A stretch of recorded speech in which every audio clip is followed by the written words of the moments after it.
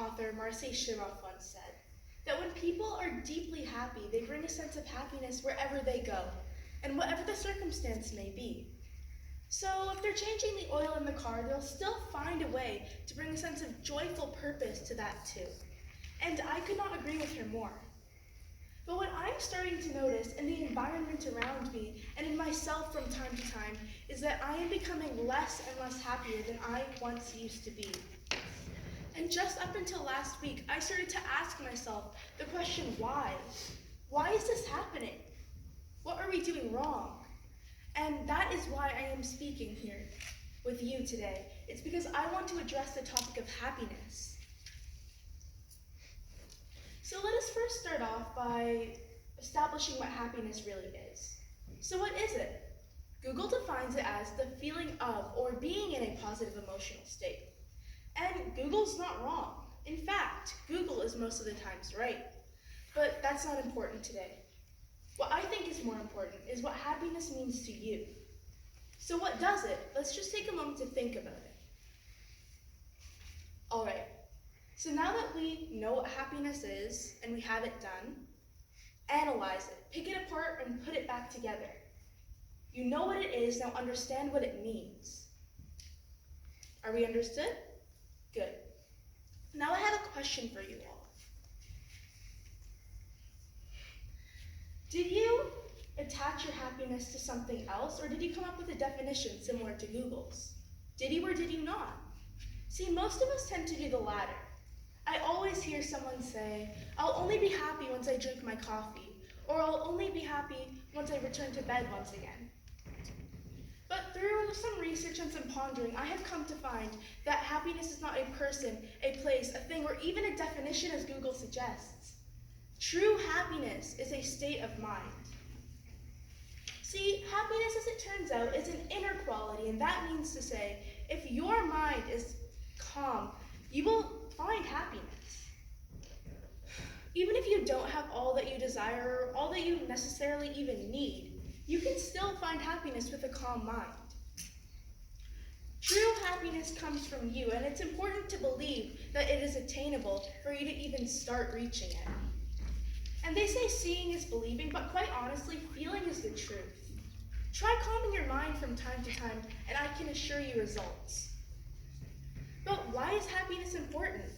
See, we have all this talk about what happiness is, yada, yada, yada, but we never ask the question why it's important. And as much as we all love to feel happy, we completely ignore the question. But I'll tell you, just so you know, happiness is fundamental because it's essential to helping us achieve our goals in life, as it gives us that mindset of growth. It brings many other good things along the way. Also, by being a more positive person, we have the chance to change not only our lives, but the lives surrounding us. And let's say positivity has a whole bunch of good technical aspects as well. Studies have shown that happiness, it makes you live longer, it improves your physical and emotional health, it helps you bounce back faster, it improves your problem solving as well as leadership abilities, and it makes you more open-minded. So now that we know what it is and sort of what it does, I've come up with a simple 3-step plan to help reintroduce those feelings of positivity into our lives once again. Like I said, it's only 3 steps and can be done by anyone, anytime, and anywhere. So number 1, adopt the right attitude. You can do this by doing random acts of kindness or smiling, even laughing more, and just being that glass half full kind of person. Adopting that mentality will definitely help. Number 2 is creating a better environment for yourself, and you can do this by associating yourself with more positive people or positive change groups in your community. You can reflect on yourself through journaling or maybe meditation. And the last and final, and probably the most important, is taking active steps to improve your life. See, finding your passion and finding your hobby is essential to this. And learning to forgive and let go, learning to forgive your mistakes, others' mistakes, and letting go of them. Focusing on yourself and surrounding yourself with people that care about you and people that you care about. And the reason I said that this is the most important is that we can always talk and we can always dream about how we can be better and how we can be happier. But if we never put that plan into action, it remains as it once was, just a dream, just a talk, just a plan. And it takes a special kind of person to put that into action. And of course, there is many other ways that you can make yourself more happy in the long run. But for the sake of simplicity and for time, I just decided to keep it to 3 short core elements. And these are simplistic, these are realistic, and above all, these are achievable by anyone who wishes to try hard enough. And my hope is that at least someone in this room will be able to use them, will be able to implement in their lives these 3 things that I think are important for everyone in my generation. And I have hopes. I want my generation to be known not only for being great thinkers, great writers, or great something or the others, but I want my generation to be known for being the kindest, most tolerant, amazingest, and that's not a word, but just throw that in there. I want them to be the most positive generation the face of this earth has ever seen. And I hope through me talking to you guys today that you'll help me realize that dream. Thank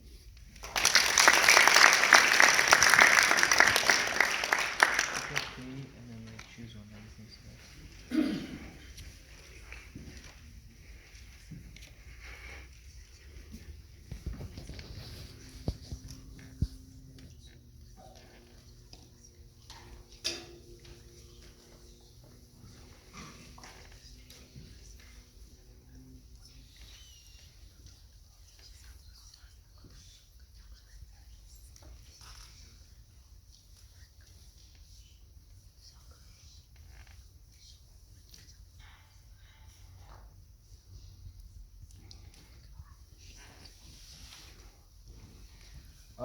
Maya picked to make a difference in the world. Is young age a barrier? Please describe your answer. To me, I don't really think young age should be a barrier because everyone does have a voice. And I feel like that topic has been addressed so many times today. Everyone has a voice, and young age wouldn't make a difference if you chose to use it. See, we all have gifts, and most of them are undiscovered because we continually grow as people throughout our lives. But we all are born with a voice. From the moment we are entered into this world, and the moment we leave it, we will have a voice. And young age shouldn't be something that bars us from using it.